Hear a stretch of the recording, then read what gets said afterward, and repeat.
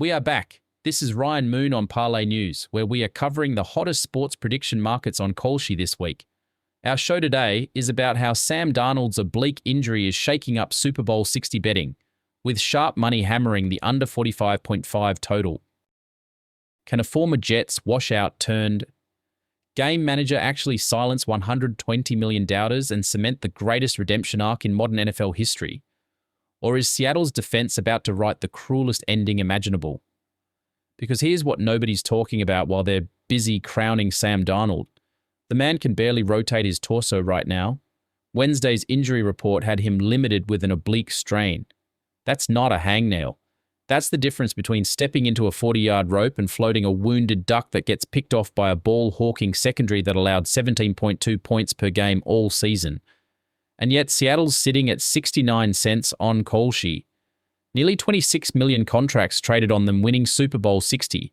The market's basically saying, yeah, Darnold's hurt, but it doesn't matter because Drake Maye's a rookie and Seattle's defense is historically elite.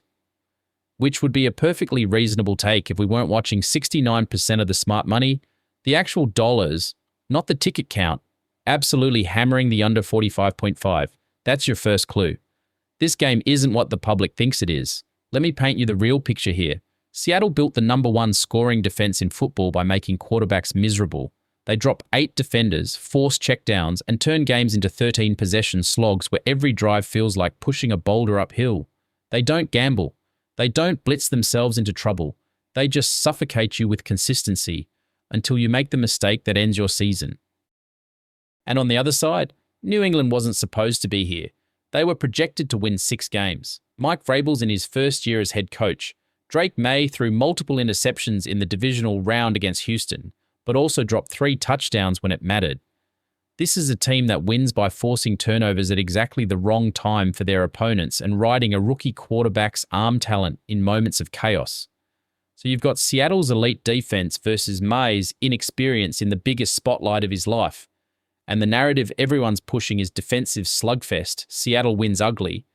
ESPN had 47 of their 57 experts pick the Seahawks. The spread's at -4.5. The public's on Seattle like it's a mortgage payment. But here's where it gets interesting. That spread started at -4.0 and drifted to -4.5, which means the books needed more Seattle money to balance their exposure. And yet the line hasn't exploded to -6 or -7 despite the public consensus. That tells you the sharp money isn't scared of New England covering. In fact, multiple sports books are reporting meaningful Patriots moneyline action at +195. That's nearly 2-1 on a team that already won 2 road playoff games. Now let's talk about what's actually going to decide this game, because it's not the storylines, it's the injury report. Sam Darnold, limited oblique strain. That's a rotation injury. You need your core to step into deep throws, to escape pressure, to do literally anything that requires torque. If he's still limited Friday, Seattle's offense goes from conservative by design to actively compromised. They're already built to avoid losing rather than win with fireworks. If Darnold can't push the ball downfield, this becomes a run-heavy grind where New England's front 7 can sell out to stop it.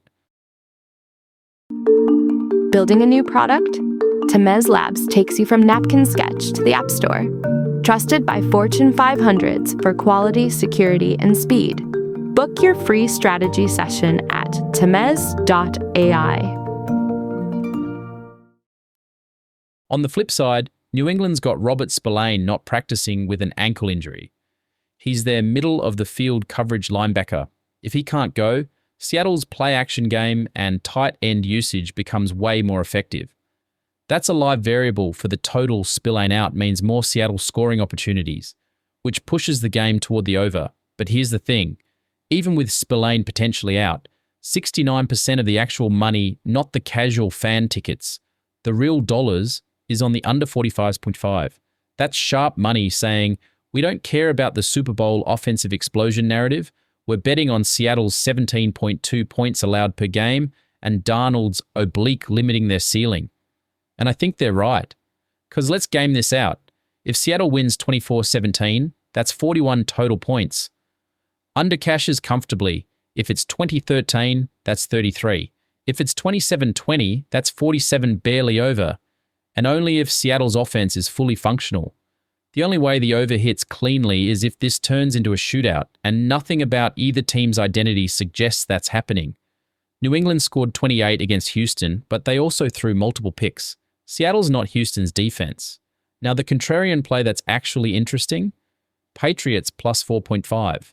Not because I think they win outright, I don't, but because the market's giving you nearly a field goal with a team that's proven it can hang in ugly playoff games. If Maye stays composed and Vrabel's defense forces one turnover at the right time, New England keeps this within 3. And at that point, you're one late field goal from a cover or a bad Seattle penalty from a backdoor. The public's on Seattle minus 4.5 because it feels safe. The Sharps are quietly taking New England plus the points because the line hasn't moved enough to reflect true market confidence. When a spread sits at minus 4.5, despite overwhelming public support for the favorite, that's the book telling you we're not scared of the dog. And then there's the absolute chaos of the secondary markets. Bad Bunny's halftime show has 1.6 million contracts traded on which song he opens with. Titi May Pregunto is at 59 cents second favorite behind Bail Inolvidable at 36% implied probability. That's basically a coin flip dressed up as analysis, because unless you've got a source inside Bad Bunny's camp you're guessing, the only edge is knowing that Super Bowl halftime shows usually prioritize recency over nostalgia, so the newer song might have value. But honestly, that's a lottery ticket, not a bet. The Anthropic Super Bowl ad market is even wilder. 6.7 million contracts traded on whether they run an ad during the game. The market's at 14 cents yes, 86 cents no. That's the market screaming they're not running an ad, because major brands announce weeks in advance and Anthropic hasn't said a word. If you're betting this, you're betting no at 86 cents and collecting your 14% ROI when the game ends, and no Claude commercial airs. Easy money, like finding a 20 in your winter coat.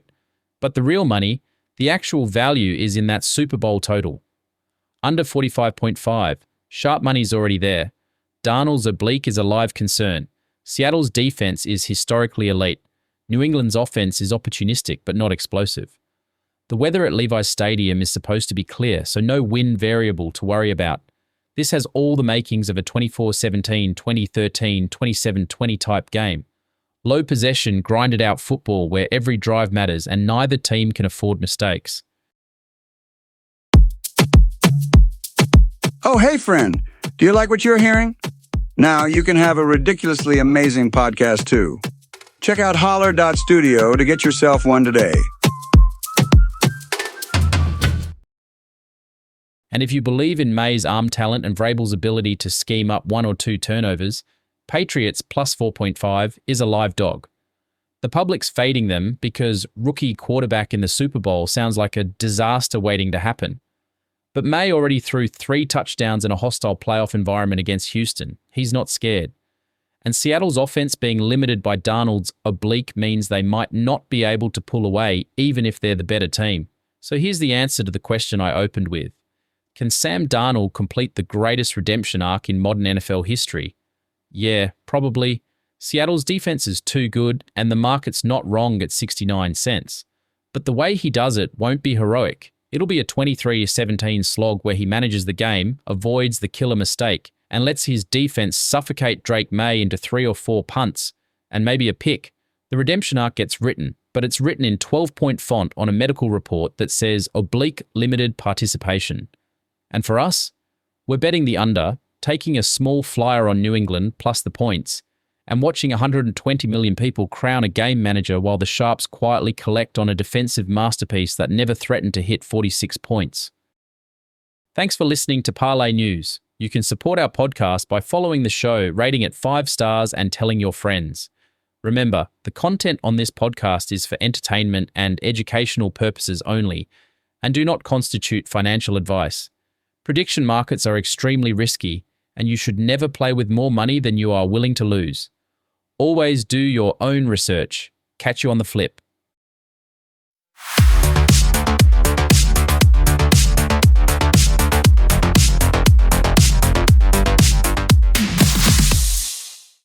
Grep News. Tamez.